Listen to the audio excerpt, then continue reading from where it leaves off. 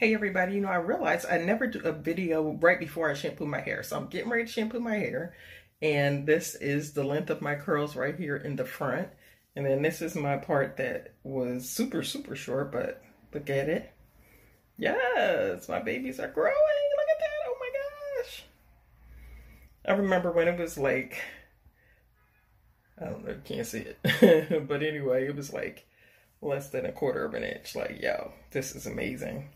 So anyway, back here is still a little bit, suspect.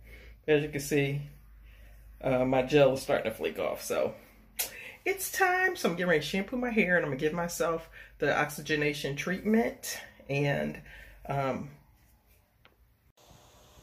so I think this is week 8 or 9.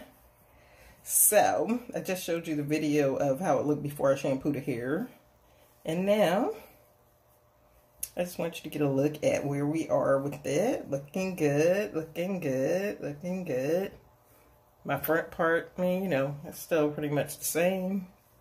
Let's come in here and see if I got any thickening. I'm not sure. I said I was going to compare it to my first photo, but not looking bad, actually, But my hair definitely has grown, like really quite a bit. So I'm very happy with the growth. I just did my oxygen treatment.